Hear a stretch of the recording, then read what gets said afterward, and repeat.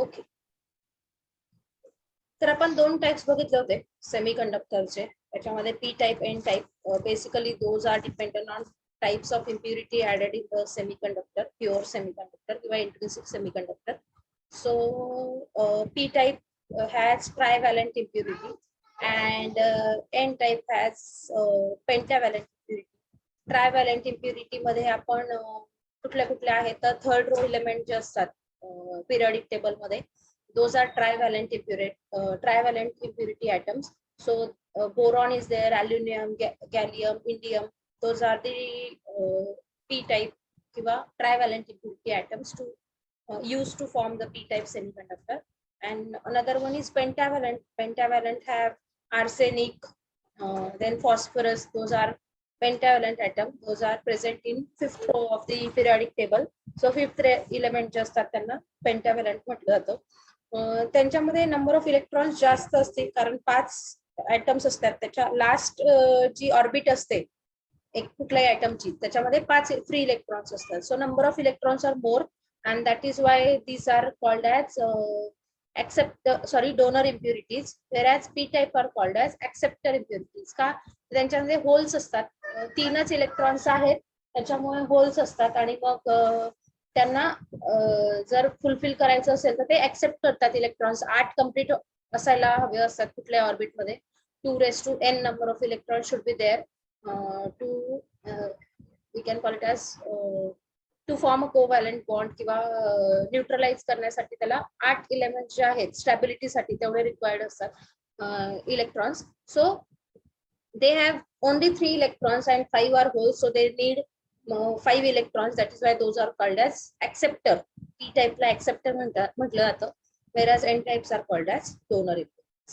Next is diffusion in semiconductor. ज्यावेळेस current हा हाय concentration पासून लो कॉन्सन्ट्रेशन कडे जातो त्याला आपण डिफ्युजन असं म्हणतो त्या प्रोसेसला.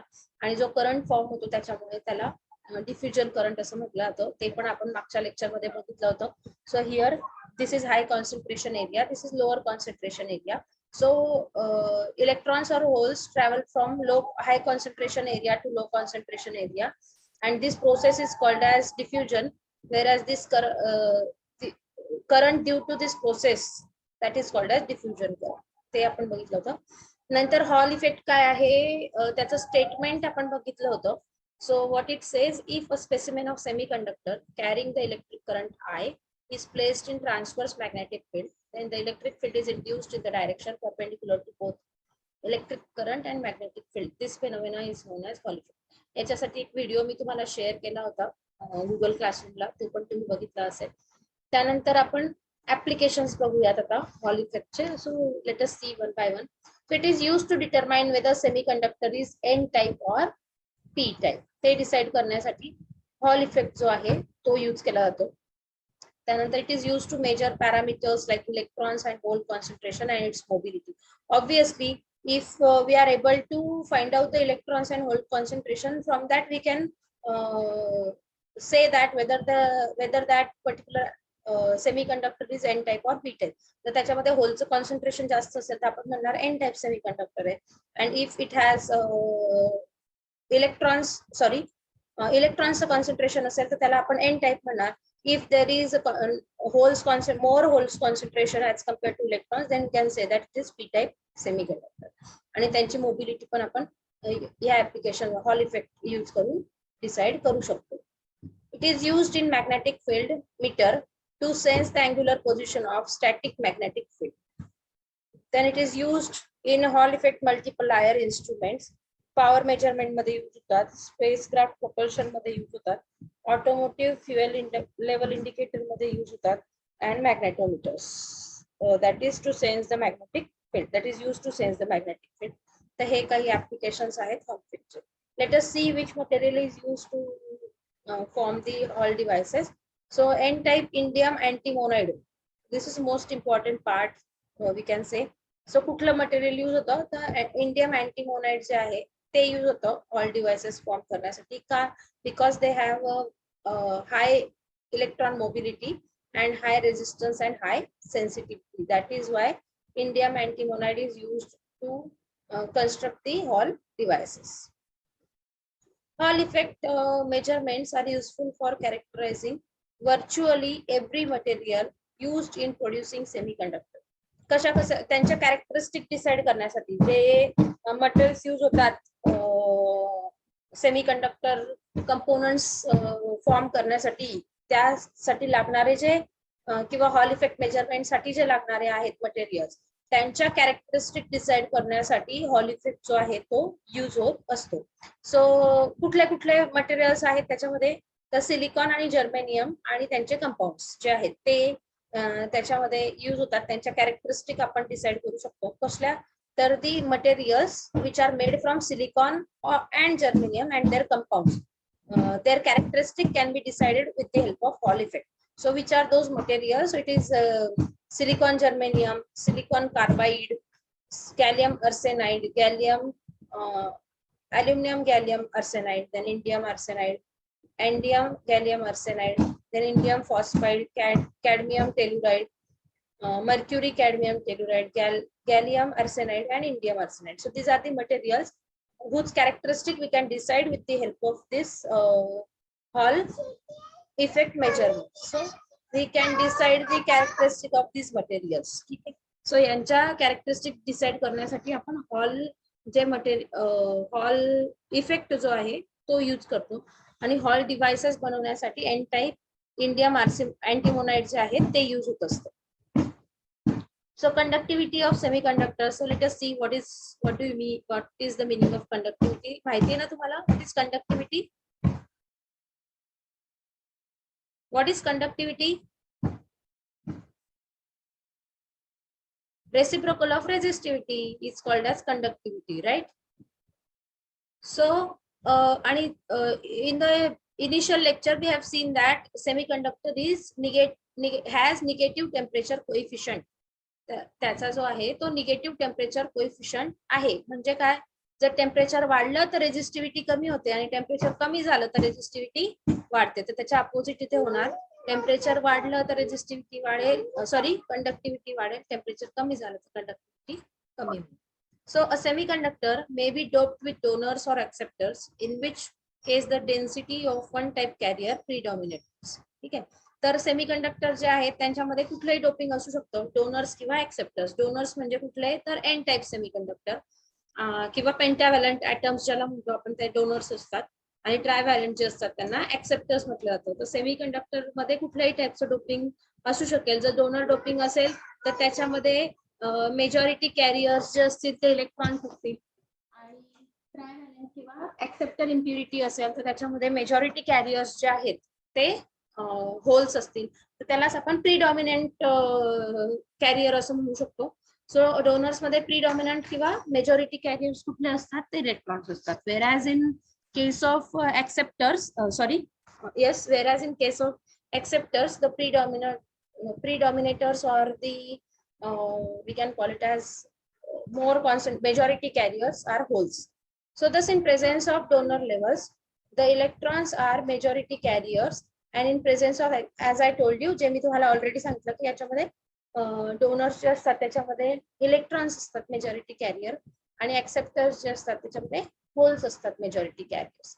The product of two concentration does not depend on number of impurity atoms nor on the electron energies of such atoms. तर या दोघींचं कॉन्सन्ट्रेशन आहे ते इम्प्युरिटी ॲटम्सवर किंवा इलेक्ट्रॉन एनर्जीवर डिपेंडंट नसतं.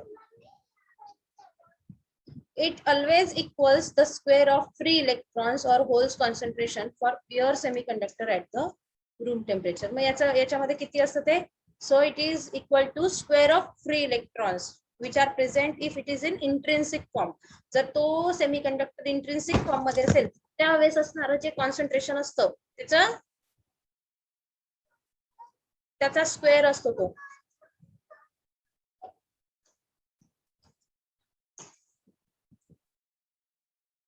त्याचा स्क्वेअर असतो तो ऍट दॅट पर्टिक्युलर टेम्परेचर. ज्या टेम्परेचरला त्याच्यामध्ये केवढं फ्री इलेक्ट्रॉन्सचं कॉन्सन्ट्रेशन आहे किंवा होल्सचं कॉन्सन्ट्रेशन आहे प्युअर सेमीकंडक्टरने, त्याच्या स्क्वेअर मध्ये असतं ते. The electrical conductivity of intrinsic semiconductor depends on number of electron hole pairs and the mobility. तर इलेक्ट्रिकल कंडक्टिव्हिटी कशावर डिपेंडंट असते, इलेक्ट्रॉन होल पेअर आणि त्याच्या मोबिलिटीवरती डिपेंडंट असते. जी इलेक्ट्रिकल कंडक्टिव्हिटी आहे इंट्रिन्सिक सेमीकंडक्टरची, ती कशावर डिपेंडंट असते तर number of electron hole pair आणि त्याची जी मोबिलिटी आहे त्याच्यावरती डिपेंडंट असते. So in case of extrinsic semiconductor ते कशावर डिपेंडंट असते ते पण आपण बघूया. जर आपण टेम्परेचर इन्क्रीज केलं, इलेक्ट्रिकल कंडक्टिव्हिटी जी आहे, जसं मी तुम्हाला आधी पण सांगितलं की semiconductor has negative temperature coefficient of resistance. So NTC types असतात. म्हणजेच काय तर टेम्परेचर वाढलं तर रेजिस्टिव्हिटी कमी होते, रेजिस्टिव्हिटी वाढली तर टेम्परेचर कमी होतं. सॉरी, टेम्परेचर कमी झालं तर रेजिस्टिव्हिटी वाढते आणि टेम्परेचर वाढलं तर रेजिस्टिव्हिटी कमी होते.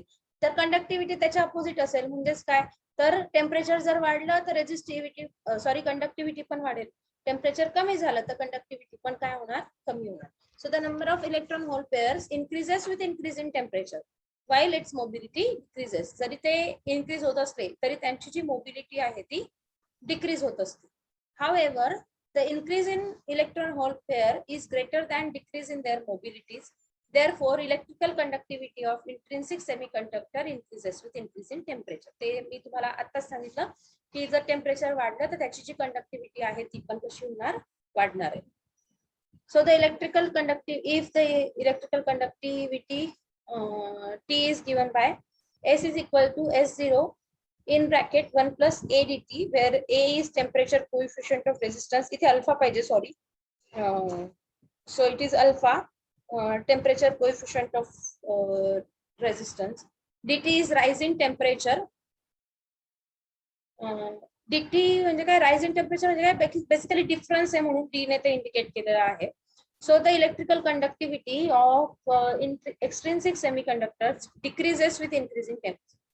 याच्यामध्ये इंट्रिन्सिक मध्ये टेम्परेचर वाढलं तर कंडक्टिव्हिटी वाढत होती, पण एक्सट्रिन्सिक मध्ये काय होणार, तसं नाही होणार. एक्सट्रिन्सिक मध्ये टेम्परेचर कमी झालं तर कंडक्टिव्हिटी वाढते आणि टेम्परेचर वाढलं तर कंडक्टिव्हिटी जी आहे ती कमी होते. कशामुळे? It is because of the fact that with increase in temperature the number of majority carriers is nearly constant but the mobility decreases. पण त्यांची जी मोबिलिटी आहे ती डिक्रीज होत असते. So that is as the mobility decreases, mobility जर कमी झाली तर त्याची जी कंडक्टिव्हिटी आहे ती पण डिक्रीज होते. ठीक आहे.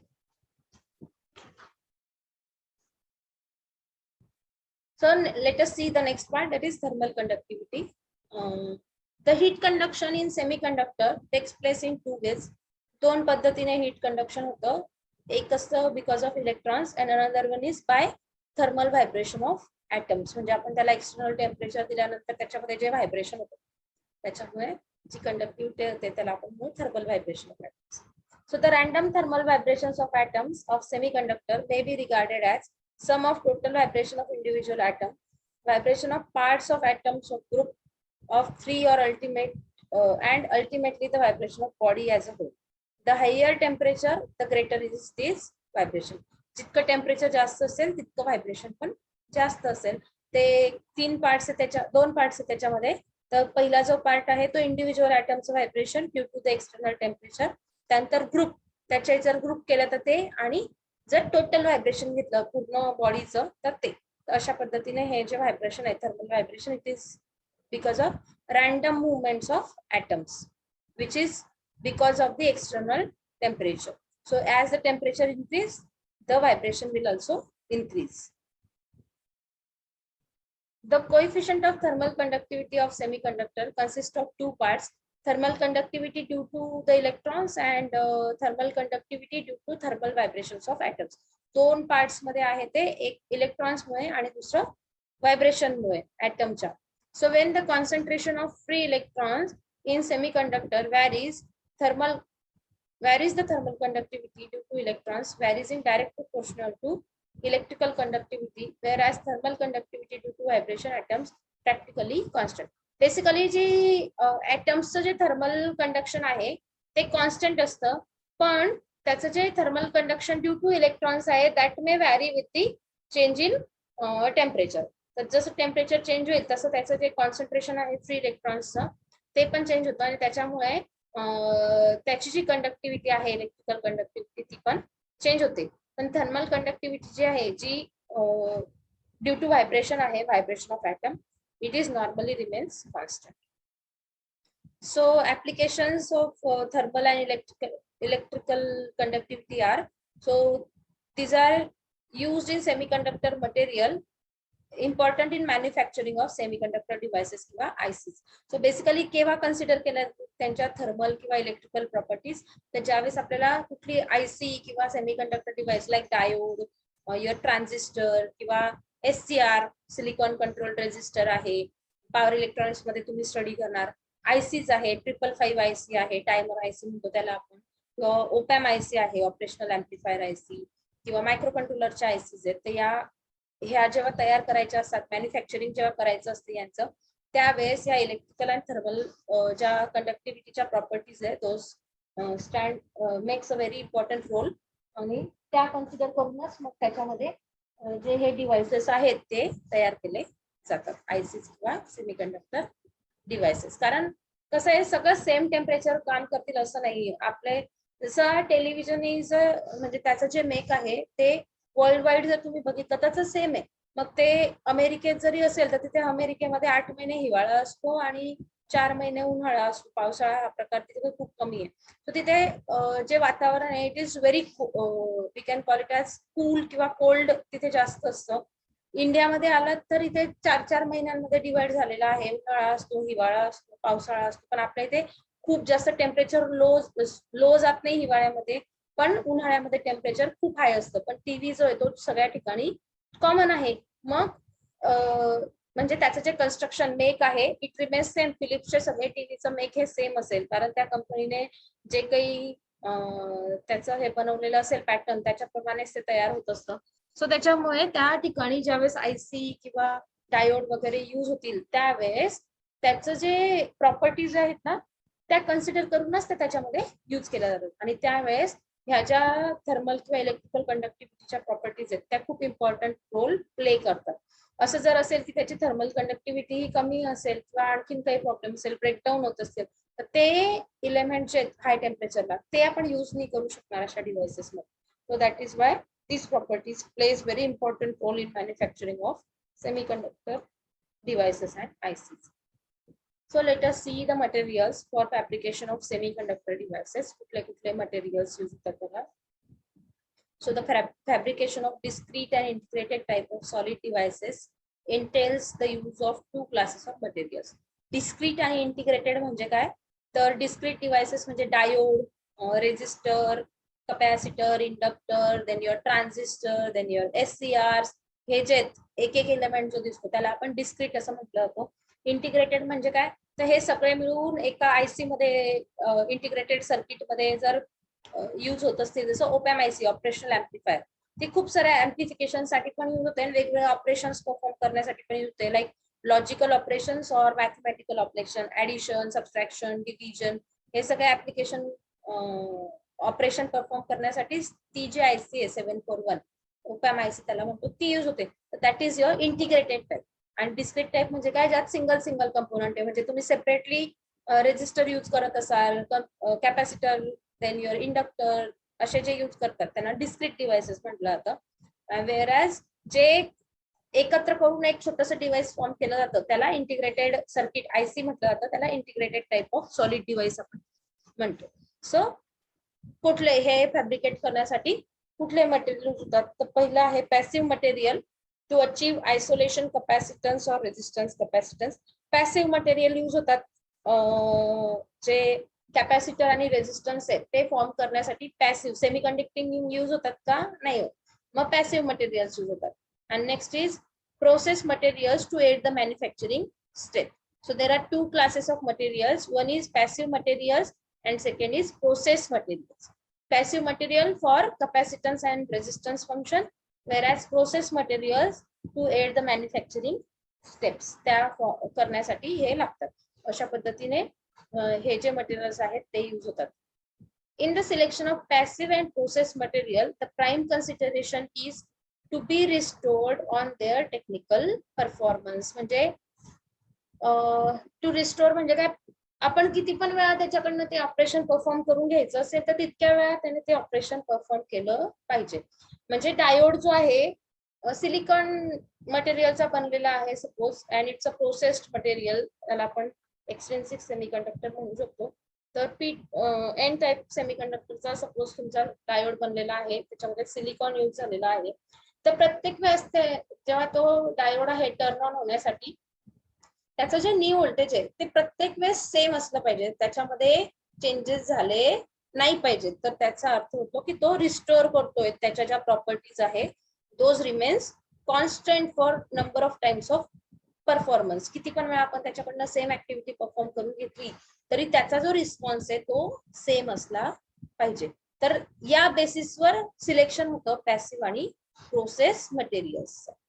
So the chemical must perform the desired operation without leaving residue that affect the characteristic of active devices. जसं डायोड आहे, ट्रान्झिस्टर आहे, तर याच्यामध्ये जर कुठलं केमिकल यूज होत असेल तर त्याने किंवा आणि केमिकल मध्ये तो जो सेमीकंडक्टिंग मटेरियल आपण यूज करत असू तर त्याने त्याच्या ज्या प्रॉपर्टीज आहेत ना त्या अफेक्ट नाही झाल्या पाहिजे due to that particular chemical which is used with that in forming that particular device. तर ज्या वेळेस तो कंपोनंट किंवा डिव्हाइस फॉर्म करण्यासाठी त्याच्या ज्या केमिकल प्रॉपर्टीज आहेत त्या पण कशा असल्या पाहिजे, त्या चेंज नाही झाल्या पाहिजे, त्याच्या कॅरेक्टरिस्टिक चेंज नाही झाल्या पाहिजे, त्याने कुठलाही रेसिड्यू तिथे सोडला नाही पाहिजे. तर अशा पद्धतीने हे जे कन्सिडरेशन्स आहेत हे खूप महत्वाचे ठरतात in the fabrication process. So passive materials integral to devices.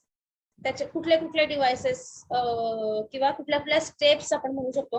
Devices कुठले कुठले यूज होतात त्यात बघूया. सगळ्यात पहिलं जे आहे ते आहे सबस्ट्रेट्स. ते कसे फॉर्म केले जातात ते बघायचे आहे. So the substrate forms an important part of thin film and hybrid devices for deposition of thin layer. Substrate जो म्हणजे आपण ज्याला बेस मटेरियल म्हणतो ना दॅट इज युअर सबस्ट्रेट, आणि त्याच्यावर सगळे जे लेयर्स आहेत ना ते फॉर्म केले जातात ते डिव्हाइस बनवण्यासाठी. सो फॅब्रिकेशन प्रोसेस आपल्याला जरी वाटलं तुम्हाला आय थिंक बेसिक इलेक्ट्रॉनिक्स मध्ये सांगितलं असेल एक एन टाईप आणि एक पी टाईप सेमीकंडक्टर जर जोडला तर तुमचा डायोड तयार होतो. पण ऍक्च्युअली ती प्रोसेस इतकी इझी आहे का? तर नाही. खरोखर ते असे एन टाईप आणि पी टाईप असे जोडून ते तयार होत नाही. जसं आपण मध्ये सपोज एखादं एक एन टाईप सेमीकंडक्टर घेतला, एक पी टाईप सेमीकंडक्टर घेतला आणि मध्ये एक मटेरियल टाकलं पेस्ट करण्यासाठी, सपोज तुमचं ग्ल्यू टाकलं आणि त्याच्याने ते चिपकले तर लगेच डायोड तयार होईल का? तर नाही. इतकी सोपी प्रोसेस नसते ही. त्याला आपण नॅनो टेक्नॉलॉजी असं म्हणतो. हे जे प्रोसेस असते ना फॉर्म करण्याची, आयसीज आहे, डायोड्स आहेत, रेजिस्टर्स आहेत, तर ही जी फॉर्म करण्याची प्रोसेस आहे तिला नॅनो टेक्नॉलॉजी असं म्हटलं तर खूप मायक्रो स्केलवर नॅनो स्केलवर तिथे काम होत असतं. त्याच्यामध्ये ऍक्युरसी खूप जास्त इम्पॉर्टंट रोल प्ले करते. तर हे जे डिव्हाइसेस आहेत लाईक युअर डायोड और ट्रान्झिस्टर अँड ऑल, ते तयार करण्यासाठी एक मटेरियल लागतं त्याला सबस्ट्रेट असं म्हटलं जातं. So substrate forms an important part of thin film or hybrid devices for deposition of thin layers. तर बेस मटेरियल म्हणून हा सबस्ट्रेट जो आहे तो काम करत असतो. काही जे डिव्हाइसेस आहेत त्याच्यामध्ये सबस्ट्रेटला पण एखादा रोल दिला जाऊ शकतो. लाईक युअर कनेक्टर म्हणून त्याला रोल दिला जाऊ शकतो, जिथे टर्मिनल जे आहेत ते हे केलेले असतील, लाईक युअर ॲनोड और कॅथोड जे आहेत ते टर्मिनल काढले जातात ना, त्यातले एक टर्मिनल मे बी सबस्ट्रेट पासून घेतलेलं असू शकतं. So basically it forms a very important role. काय रोल आहे त्याचा? तर त्याच्यावर वेगवेगळ्या फिल्म्स ज्या आहेत त्या डिपॉझिट करून आपण जे सेमी कंडक्टिंग डिव्हाइस आहे किंवा कंपोनंट आहे तो कन्स्ट्रक्ट करू शकतो. So the substrate forms an important part of thin film and hybrid devices for deposition of thin layers. The non-rigid plastic substrates are used only for thin film solar cells. So solar cell ची जी thin film आहे ती form करण्यासाठी non rigid plastic substrate जे आहे ते use केलं जातं. बाकीच्या ठिकाणी प्लास्टिक नॉन रिजिड प्लास्टिक जे आहे ते सबस्ट्रेट म्हणून यूज होत नाही. So the polycrystalline cadmium sulfide has been deposited on polyimide with thin metallic layer deposited between the plastic and cadmium sulfide. The cadmium polycrystalline cadmium sulphide जे ते बऱ्याच ठिकाणी सबस्ट्रेट म्हणून यूज केलं जातं. ते मेटॅलिक लेअर जे आहे त्याच्यावर मेटॅलिक लेअर आणि कॅडमियम सल्फाइड जे त्यांच्यामध्ये याचं डिपॉझिशन करून ते यूज केलं जातं.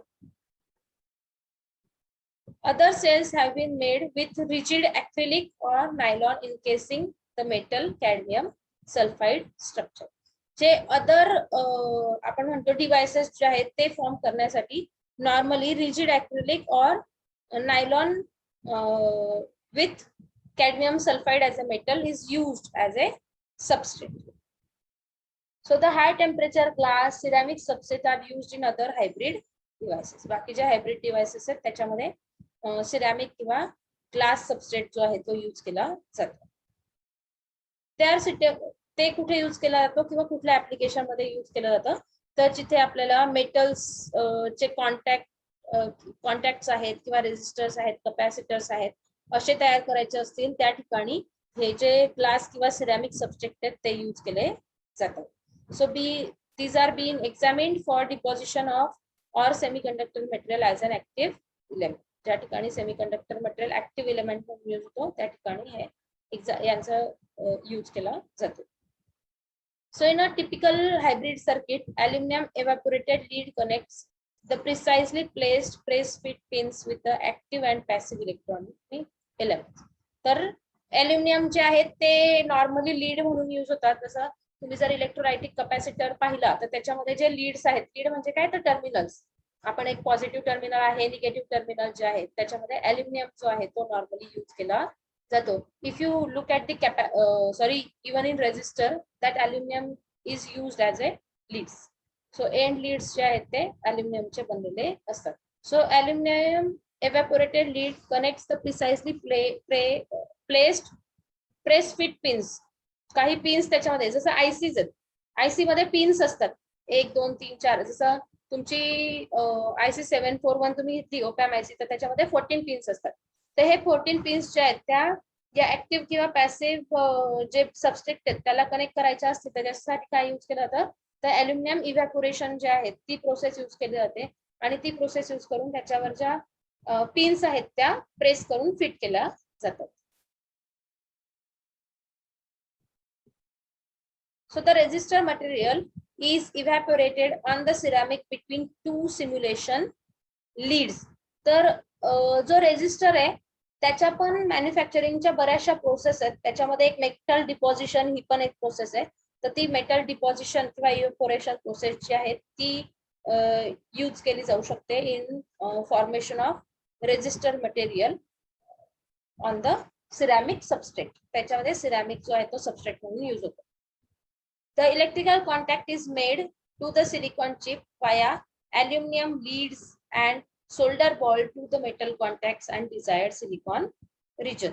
त्याच्यामध्ये इलेक्ट्रिकल कॉन्टॅक्ट जे आहेत ते तयार केले जातात using your aluminum leads on the silicon chip.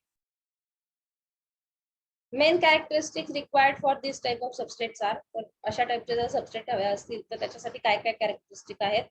पहिली आहे adherence of pre-coating for aluminum contacts. Then next is non-wetting by the aluminum solder. Then ability to coat with resistor metal. त्यांच्यामध्ये resistor मेटलला त्याचं कोटिंग करता आला पाहिजे, ती ability याच्यामध्ये असली पाहिजे.